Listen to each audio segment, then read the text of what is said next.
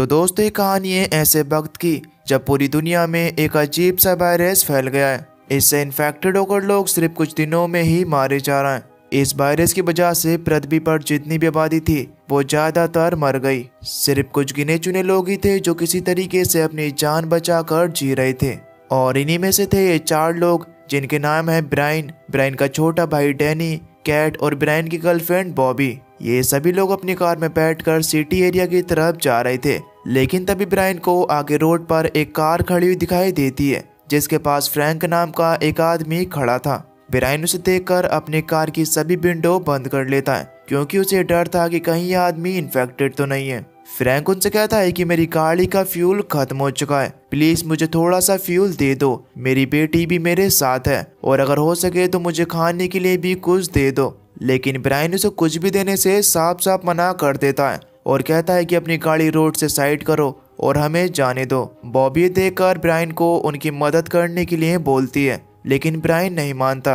अब तभी उन सब की नज़र फ्रैंक की बेटी पर पड़ती है जिसका मास्क खून से सना हुआ था। इसका सीधा सीधा मतलब यही है कि वो इन्फेक्टेड है। ये देखकर ब्रायन अपनी गाड़ी को स्टार्ट कर जल्दी से वहां से जाने लगा लेकिन फ्रैंक एक बड़े से पाने से उसकी गाड़ी पर हमला करता है जिससे ब्रायन की गाड़ी डिसबैलेंस हो गई। लेकिन ब्रायन किसी तरीके से अपनी गाड़ी को ड्राइव कर वहां से निकल ही जाता है। ब्रायन वहां से निकल तो गया था लेकिन इस लड़ाई में उसकी कार की फ्यूल पाइप फट गई थी। इस वजह से उसका फ्यूल अब रोड पर गिरता जा रहा था। थोड़ी आगे जाने के बाद इन लोगों को इस प्रॉब्लम के चलते अपनी गाड़ी रोकनी पड़ती है। अब ये लोग अपनी कार से बाहर निकलते हैं और देखते हैं कि दूर से दूर तक इनकी मदद करने वाला यहाँ पर कोई भी नहीं था। इसीलिए अब ब्रायन और बाकी सभी लोग मिलकर ये डिसाइड करते हैं कि ये सभी लोग अपना बचा हुआ फ्यूल लेकर फ्रैंक के पास जाएंगे क्योंकि इस डिजर्ट एरिया में फ्रैंक की इनकी एकमात्र उम्मीद थी जिसके पास उन्हें एक नई गाड़ी मिल सकती है। इसके बाद ये सभी लोग अपना कुछ जरूरतों का सामान लेकर चेहरे पर मास्क लगाकर कुछ देर चलने के बाद फ्रैंक के पास पहुंच जाते हैं। फ्रैंक भी यहाँ पर इन लोगों को वापस आते हुए देखकर समझ जाता है कि हाँ इन लोगों को मेरी कार चाहिए। फ्रैंक उनसे कहता है कि देखो मैं तुम्हें अपनी कार तो दे दूंगा लेकिन मेरी एक शर्त है। मैंने न्यूज़ पर यह सुना है कि कुछ डॉक्टर्स ने इस बीमारी का इलाज ढूंढ लिया है। वो डॉक्टर शहर में है, इसलिए सबसे पहले हम सभी लोग शहर में जाएंगे। ब्रायन यहाँ पर फ्रैंक से कहता है कि ऐसा कुछ भी नहीं है, तुम गलतफहमी में हो। अभी तक इस बीमारी का कोई भी एंटीडोट नहीं बना है और मुझे लगता है कि ना ही इसका एंटीडोट बन पाएगा। यहाँ पर फ्रैंक उनसे कहता है कि देखो अगर तुम्हें मेरी गाड़ी चाहिए तो तुम्हें मेरी बात माननी होगी। फिर ये सभी लोग फ्रैंक की बात भी मान जाते हैं। इसके बाद इन लोगों ने फ्रैंक की गाड़ी को अच्छी तरीके से सैनिटाइज किया। ये करने के बाद वो लोग फ्रैंक और उसकी बेटी को गाड़ी की सबसे पीछे वाली सीट पर बैठाते हैं। उन्होंने उन दोनों के आसपास पॉलीथीन लगा दी थी ताकि ये वायरस उन तक ना पहुंच सके। खैर इसके बाद ये सभी लोग गाड़ी में बैठकर सिटी की तरफ निकल पड़ते हैं लेकिन रास्ते में चलते चलते इन्हें एक गाड़ी दिखाई देती है जिसे देखकर ब्रायन अपनी गाड़ी को रोक लेता है क्योंकि ब्रायन को पता था कि उस गाड़ी के अंदर कुछ न कुछ तो पेट्रोल होगा ही। इसके बाद ब्रायन और डैनी पेट्रोल लेने के लिए उस गाड़ी के पास जाते हैं। डैनी यहाँ पर गाड़ी के पास जाकर उसका दरवाजा खोलता है ताकि वो उसकी चाबी को निकाल सके। अब जब उसने दरवाजा खोला तो उसे उसके अंदर एक इन्फेक्टेड आदमी मिलता है जो कि शायद मरा हुआ है। डैनी बहुत ही शांति के साथ कार की चाबी को निकालने की कोशिश कर रहा था लेकिन अब तभी उस इन्फेक्टेड आदमी की आंख खुल जाती है। लेकिन इससे पहले कि वो इन्फेक्टेड आदमी कुछ कर पाता इससे पहले ही डैनी ने कार की चाबी निकाल ली थी। अब तभी ब्रायन भी वहां पर आ जाता है। अब ये दोनों भाई मिलकर यहाँ पर उस कार से कुछ पेट्रोल निकाल लेते हैं। खैर अब इसके बाद अगले सीन में हमें दिखाया जाता है कि ये सभी लोग शहर पहुंच गए थे। शहर में पहुंचकर ये लोग देखते हैं कि शहर में कोई भी जिंदा नहीं है, सिर्फ जगह जगह गंदगी फैली हुई है। इस शहर में लोग अपनी गाड़ी को उस जगह पर लाकर रोकते हैं जिस जगह के बारे में फ्रैंक ने बताया था। अब ये सभी लोग गाड़ी से निकलकर अंदर की ओर जाने लगे। यहाँ पर फ्रैंक की बेटी भी फ्रैंक से जिद करती है कि मैं भी तुम्हारे साथ जाऊंगी। दरअसल फ्रैंक की बेटी नहीं चाहती थी कि वो अकेली कार में बैठे, उसे इस चीज से डर लग रहा था। ये देखकर वो भी फ्रैंक से कहती कि तुम टेंशन मत लो, मैं यहाँ पर इसके साथ रुकती हूँ। खैर अब इसके बाद वो बाकी सभी लोग उस रिसर्च सेंटर के अंदर जाते हैं जो कि पूरी तरीके से खाली था। ये सभी लोग वहां पर घूमते घूमते एक ऐसी जगह पर पहुंच जाते हैं जहां पर बहुत सारी डेड बॉडी पड़ी हुई थी। अब तभी अचानक से वहां पर फ्रैंक की नज़र एक डॉक्टर पर पड़ती है। फ्रैंक उसे देखकर समझ जाता है कि ये वही डॉक्टर है जो कि इस बीमारी का इलाज बना रहा था। फ्रैंक जल्दी से उसके पास जाकर उससे पूछता है कि क्या तुमने इस बीमारी का इलाज बना लिया? अगर तुमने ऐसा कर लिया है तो जल्दी से मुझे वो दो, क्योंकि मेरी बेटी की हालत बहुत ही ज्यादा खराब है, वो जल्द ही मर सकती है। लेकिन वो डॉक्टर कहता है कि मैंने जो दवाई बनाई है उसका कोई भी भरोसा नहीं है। मैं पूरी तरीके से श्योर नहीं हूँ कि हाँ वो दवाई बिल्कुल काम ही करेगी। इस दवाई के काम करने के चांस 50 हैं, और अगर ये दवाई काम नहीं करी तो इस दवाई की वजह से पेशेंट की मौत भी हो सकती है। उस डॉक्टर ने यहाँ पर कुछ बच्चों को रख रखा था।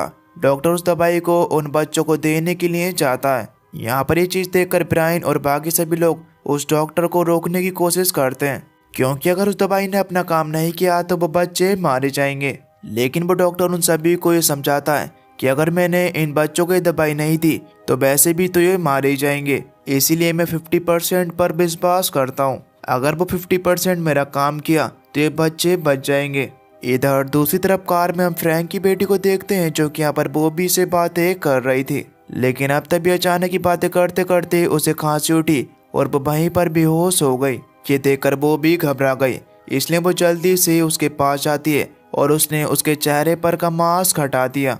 अब जब वो बच्ची खांसती है तो उसका खून बॉबी के चेहरे पर आ जाता है। ये देखकर बॉबी बुरी तरीके से डर गई, क्योंकि अब ये बात तो पक्की है कि उस खून की वजह से बॉबी भी धीरे धीरे कर इन्फेक्टेड हो जाएगी। अब बाकी सभी लोग भी गाड़ी की तरफ वापस आ रहे थे। बॉबी ये देखकर जल्दी से अपने आप के शरीर पर से खून को साफ करती है, ताकि उन लोगों में से किसी को भी पता ना चले कि बॉबी के ऊपर खून आया था। यहाँ पर जब फ्रैंक अपनी बेटी को देखता है तो वो बॉबी से पूछता है कि इसके साथ क्या हुआ। तब बॉबी कहती है कि कुछ नहीं, बस इसे सांस लेने में तकलीफ हो रही थी। बॉबी डर कर किसी को भी कुछ भी नहीं बताती, क्योंकि अगर उन सभी को ये पता चल गया तो वो लोग बॉबी को अपने साथ नहीं रखेंगे। फ्रैंक जब यहाँ पर अपनी बेटी की हालत देखता है तो वो कुछ ज्यादा ही खराब थी। अब उसकी बेटी ठीक से चल भी नहीं पा रही। फ्रैंक अपनी बेटी की ऐसी हालत देखकर ही डिसाइड करता है कि अब वो अपनी बेटी के साथ यहीं पर रुकेगा, और वो इन सभी लोगों को यहाँ से जाने के लिए कहता है।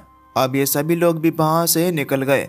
कुछ दूर तक ये जाने के बाद उस कार को अच्छी तरीके से सैनिटाइज करते हैं, क्योंकि वो कुछ भी रिस्क लेना नहीं चाहते कि थोड़ा सा भी इन्फेक्शन उनके पास तक भी आए।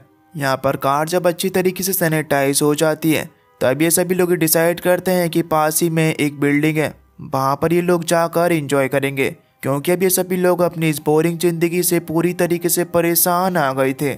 इसके बाद ये लोग उस बिल्डिंग में जाते हैं जहाँ पर आसपास की सभी तलाशी लेने के बाद इनको ये पता चलता है कि यहाँ पर कोई भी नहीं है। इन सभी ने प्लान बना लिया था कि अब ये लोग यहीं पर रहेंगे। इधर दूसरी तरफ हम बॉबी को देखते हैं, जिसकी हालत भी अब धीरे धीरे कर खराब हो रही थी, क्योंकि अब बॉबी इन्फेक्टेड है। इतना सब कुछ हो जाने के बाद भी बॉबी किसी को भी कुछ भी नहीं बताती। इधर ब्रायन जब उस एरिया के पूल को देखता है तो वो बहुत ही ज्यादा गंदा था। वो एक डंडे की मदद से उस पूल को चेक करने लगा, लेकिन अब तभी उसके डंडे के नीचे एक डेड बॉडी आ जाती है, जिसे देखकर वो बुरी तरीके से घबरा गया। वो बस उस पानी में गिरने वाला था कि अब तभी उसका छोटा भाई डैनी आकर उसे बचा लेता है। अगर ब्रायन उस पानी में गिर जाता तो वो भी इन्फेक्टेड हो जाता, क्योंकि उस पानी के अंदर इन्फेक्टेड डेड बॉडी तैर रही थी। इस तरह आज ब्रायन की बाल बाल जान बची। खैर इसके बाद ये सभी लोग वहाँ के गार्डन में जाते हैं, जहाँ पर ये लोग बहुत ही ज्यादा मजे करते हैं। यहाँ पर ब्रायन खुशी से बॉबी के पास आने की कोशिश कर रहा था, लेकिन बॉबी उसके बिल्कुल भी करीब नहीं आती, क्योंकि उसे पता था कि अगर ब्रायन उसके करीब आया तो बॉबी इन्फेक्टेड हो जाएगा, और वो ऐसा नहीं चाहती। वो बिल्डिंग बहुत ही ज्यादा बड़ी थी, इसलिए रात को भी लोग आसपास घूम ही रहे थे। अब तभी रात में ही अचानक से कोई इन लोगों पर टॉर्च की रोशनी डालता है। ये देखकर वो सभी लोग वहां से भागने लगे। वो टॉर्च वाले लोग भी इनका पीछा कर रहे थे। इस चीज से ये तो कन्फर्म हो गया कि यहाँ पर इन लोगों के अलावा कोई और भी है जो कि अब इन्हें ढूंढने की कोशिश कर रहा है। अब तभी वहां पर हम ये देख पाते हैं कि वहां पर बहुत सारे लोग हैं जो कि अपनी बॉडी पर एक खास तरीके का सूट पहने हुए थे। उन लोगों ने अपनी सेफ्टी के लिए अपने चेहरे पर मास्क भी पहन रखे थे। वो लोग यहाँ पर आखिरकार अब ब्रायन और उसके सभी साथियों को ढूंढ लेते हैं। वो लोग ब्रायन को मारते हुए उनसे पूछते हैं कि हमारे साथ का एक आदमी गायब है, क्या तुमने तो उसे नहीं मारा? तब डैनी कहता है कि पूल में भी एक आदमी पड़ा है, क्या वो तुम्हारा साथी है? अब जब भी लोग पूल में देखते हैं तो उन्हें ये पता चलता है कि हाँ ये उन्हीं का ही साथी है। जो कि वायरस से इन्फेक्टेड होकर मारा गया। अब मास्क पहने हुए आदमी यहाँ पर डैनी और ब्रायन को यहाँ से जाने के लिए कहते हैं और ये कहते हैं कि दोनों लड़कियां हमारे साथ यहीं पर रुकेंगी, तुम दोनों यहाँ से जाओ। अब ब्रायन और डैनी भी कुछ भी नहीं कर सकते क्योंकि उनके ऊपर गन पॉइंट थी। अगर उन लोगों ने कुछ भी करने की कोशिश की तो वो भी मारे जाएंगे। अब यहाँ पर वो मास्क वाले आदमी बॉबी और कैट को अपने कपड़े उतारने के लिए कहते हैं। मजबूरन यहाँ पर बॉबी और कैट को अपने कपड़े उतारने पड़े। लेकिन जब ये सभी लोग यहाँ पर बॉबी के शरीर को देखते हैं तो उन्हें पता चलता है कि बॉबी भी इस वायरस से इन्फेक्टेड है क्योंकि उसके शरीर पर लाल तरीके का इन्फेक्शन हो रहा था। अब वो मास्क पहने आदमी भी उन दोनों लड़कियों से डर जाते हैं और उन्हें यहाँ से जाने देते हैं क्योंकि उन्हें डर था कि अगर वो उनके साथ रहेंगी तो वो भी इन्फेक्टेड हो जाएंगे। खैर अब ये सभी लोग भी अपनी गाड़ी में बैठकर वहां से निकल गए। अगली सुबह हम ये देख पाते हैं कि ब्रायन और बाकी सभी लोग यहाँ पर बॉबी से बहुत ही ज्यादा गुस्सा थे क्योंकि बॉबी ने अपने बारे में किसी को भी बताना पसंद नहीं करा। इससे इन तीनों की जान और भी ज्यादा खतरे में थी। अब थोड़ी दूर तक आगे जाने के बाद ब्रायन अचानक से कार को रोक देता है और यहाँ पर बॉबी को कार से बाहर निकलने के लिए कहता है, लेकिन ब्रायन के बहुत ज्यादा कहने पर भी बॉबी बाहर नहीं निकलती। तब ब्रायन बॉबी का हाथ पकड़कर उसे कार से बाहर निकालता है। ब्रायन यहाँ पर बॉबी से कहता है कि मैंने तुमसे कहा था कि तुम उस छोटी लड़की के पास मत जाना, लेकिन तुम फिर भी नहीं मानी। जिसके बाद ब्रायन और बाकी सभी लोग बॉबी के लिए वहाँ पर बहुत सारा खाने का सामान छोड़कर वहाँ से निकल जाते हैं। बॉबी उन्हें चाहते हुए देखकर बहुत ही ज्यादा रोती है, लेकिन वो लोग उसके लिए नहीं रुकते क्योंकि अब वो लोग करें तो करे भी क्या। अगर उन्होंने बॉबी को अपने साथ रखा तो उनकी जान भी खतरे में आ जाएगी। अब थोड़ी आगे चलने के बाद ब्रायन नोटिस करता है कि उनकी कार का फ्यूल जल्दी खत्म होने वाला है। अब तभी उनकी नज़र सामने आ रही एक कार पर पड़ती है। ये देखकर ब्रायन अपनी कार को उस कार के सामने ले जाकर खड़ा कर देता है। ये देखकर वो जो कार सामने से आ रही थी वो भी रुक जाती है। दरअसल उस कार के अंदर दो बूढ़ी महिलाएं बैठी हुई थी। यहाँ पर डैनी कार से बाहर निकलकर उन दोनों बूढ़ी औरत से बात करने के लिए जाता है और उनसे कहता है कि हमारी कार का पेट्रोल खत्म हो चुका है, प्लीज हमें थोड़ा सा पेट्रोल दे दो। लेकिन वो दोनों औरतें उनसे मना कर देती हैं और अपनी गाड़ी को रिवर्स में भगाना शुरू कर देती हैं। ये देखकर ब्रायन के दिमाग की हट गई और वो अपनी गन को निकालकर उनके ऊपर शूट करना शुरू कर देता है, जिस वजह से जो बूढ़ी औरत गाड़ी को ड्राइव कर रही थी वो वहीं पर मारी गई। इसके बाद ब्रायन उस दूसरी औरत को बाहर निकलने के लिए कहता है, लेकिन वो दूसरी औरत जैसे ही बाहर निकली तो उसके हाथ में भी एक गन थी जिससे वो ब्रायन के पैर पर शूट करके उसे घायल कर देती है। इस बात से गुस्सा होकर ब्रायन उसे भी वहीं पर मार डालता है। डैनी ने इस बीच ब्रायन को बहुत ही ज्यादा रोकने की कोशिश की थी, लेकिन ब्रायन ने उसकी एक भी बात नहीं मानी। इस बात को लेकर यहाँ पर इन दोनों भाइयों के बीच आर्ग्यूमेंट्स होना शुरू हो जाते हैं, लेकिन जल्द ही इन दोनों भाइयों को रियलाइज हो जाता है कि ये वक्त लड़ाई करने का नहीं है क्योंकि अब वो दोनों बुढ़ी औरतें तो मर चुकी हैं। इन्हें अब झगड़ा करने से कुछ भी नहीं मिलने वाला। अब क्योंकि ब्रायन के पैर में गोली लगी थी तो उसे बहुत ही ज्यादा दर्द हो रहा था। डैनी उसे जल्दी से गाड़ी में बिठाता है और गाड़ी को ड्राइव करते हुए एक पास के घर में जाता है। डैनी जल्दी से गाड़ी से बाहर निकलकर अंदर से डैनी के लिए दवाइयाँ लेने के लिए जाता है, लेकिन जैसे ही वो उस घर के अंदर पहुंचा तो वो देखता है कि उस घर का कुत्ता अपने मालिक को ही खा रहा था और अब वो कुत्ता डैनी को देखकर उस पर अटैक करने की भी कोशिश करता है, लेकिन डैनी ने उसे शूट कर उसे वहीं पर मार दिया।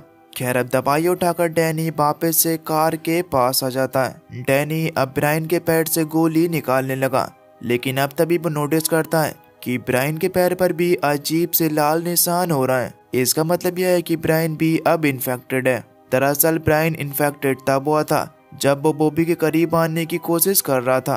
खैर अब कैट और डैनी ब्रायन को कार के पीछे आइसोलेशन में रखते हैं ताकि उसका इन्फेक्शन अब किसी और तक ना फैल सके। खैर अब पूरा दिन सफर करते करते रात हो जाती है और रात होने पर ये तीनों एक जगह पर रुकते हैं जहाँ पर ये लोग कैंप फायर चलाकर आसपास बैठ गए। केट यहाँ पर डैनी से कहती है कि हमें ब्रायन को यहीं पर छोड़ देना चाहिए क्योंकि अगर हम ब्रायन को अपने साथ आगे लेकर चलेंगे तो हमारी जान को भी खतरा है। इधर हम ब्रायन को देखते हैं जिसकी हालत अब वायरस की वजह से और ज्यादा खराब हो रही थी। वो इनसे बातें करते करते वहीं पर सो जाता है। अब रात को ही डैनी चुपके से ब्रायन के पास जाता है और उसकी बंदूक और उसकी कार की चाबी लेने लगता है। अब जब वो चाबी लेकर गाड़ी को स्टार्ट करने की कोशिश करता है तो गाड़ी स्टार्ट नहीं होती। अब तभी वहाँ पर ब्रायन भी आ गया वो डैनी से कहता है कि कम से कम चाबियां तो सही ले लो। ब्रायन यहाँ पर डैनी से कहता है कि तुम मुझसे इस तरह बचकर जाने की कोशिश क्यों कर रहे हो, तुम मुझे बताकर भी जा सकते हो। देखो मेरी हालत, अब मैं धीरे धीरे कर कर खराब हो रहा हूँ। अब मैं चाहता हूँ कि तुम मुझे शूट कर कर यहीं पर मार दो। चलो जल्दी से मुझे मारो। डैनी अब यहाँ पर ब्रायन पर गोली चलाने की तो कोशिश करता है, लेकिन वो गोली नहीं चला पाता क्योंकि उसे ब्रायन के साथ बिताए हुए बचपन के पल याद आ रहे थे।